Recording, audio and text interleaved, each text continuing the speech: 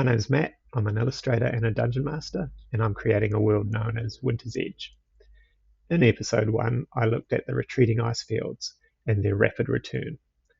In this episode, I'm going to look at the consequences of that as people had to migrate ever southward, and the strain that put on resources and the conflicts that arose.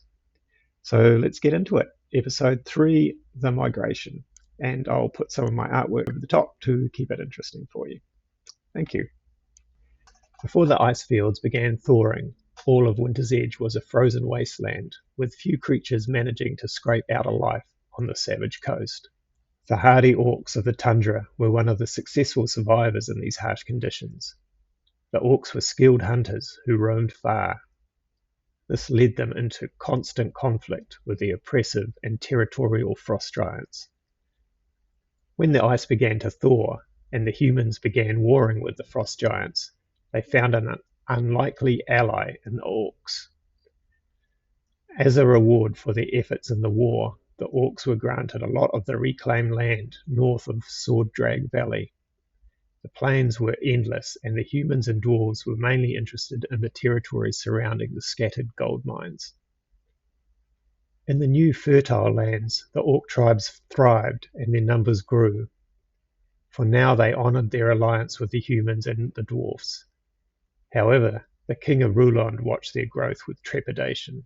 During this time of peace and prosperity, a new race of nomads also wandered into these sprawling lush plains. They were the Udai, and as a side note, I first envisioned them as a nomadic, dark-skinned, elf-like race with golden eyes and dreadlocks. However, for my campaign, I've said they're a rabbit type of folk, just to tie in with one of my players. I'll revisit this race in more detail in a subsequent episode. The Udai were a peaceful folk who lived lightly on the land. The orcs largely ignored them, as there was little competition for resources. But then the ice returned, pushing ever southward. Humans abandoned their overrun cities and migrated south. The Udai and the orcs slowly joined them. The king of Rulorn had already laid claim to the southern coast, and the orcs and Udai found themselves displaced and having to integrate into the remaining cities. It was not a smooth transition. Combined with the human refugees, cities overflowed and resentments grew. To alleviate the pressure in the cities, the king at first allocated unused land along the fertile southern coast to the orcs and the Udai. But as the realm shrunk even more, he revoked those claims and reclaimed the land again as his own. Tensions rose as the orc tribes considered fighting for the land they believed was now theirs. The peaceful Udai simply refused to move on. In a bid to move the orcs and Udai on, the king sourced out uninhabited lands in other continents and offered to relocate the plains people there. With the promise of vast untouched grasslands, the orcs and Udai accepted, and the king began the long process of shipping them out. As far as the citizens of Rulan thought, the plains people were relocated successfully and were now living happily in a distant land. Over the following years, however, disturbing rumours started emerging, especially amongst the sailors that operated out of Yor. They said that most of these refugee ships were sunk by pirates. It was rumoured that the king had never found other lands for relocation, and instead paid the pirate lords to ensure the plains people would never return.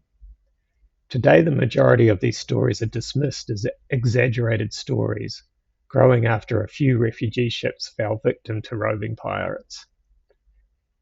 Not all of the plains people left Winter's Edge. The orcs that remained have carved out a life in Yor as dockside labourers and hired muscle for pirate lord Bol. The peaceful Udai, however, have struggled. The disgraced mage Karul was a Udai, and the people of the realm are not quick to forgive. The king himself has spent decades degrading the Udai. Now the common folk view them as second-class citizens, and the noble-born see them as little more than vermin. Many Udai have failed to acclimatise to the civilized life and live as beggars or runners, scraping out a meagre life in the pirate town. Some, in fact, long for the return of Karul to overthrow the king and restore the fallen Uday back to respectability. Okay, so that's the overview of the migration and the impact it had on Yor and its citizens.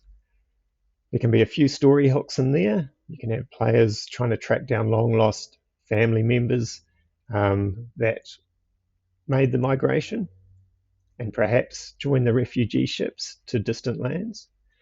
You can also have a much longer story hook where the players try return respectability back to the Uday by pushing the ice flows back again and giving them the plains back as land.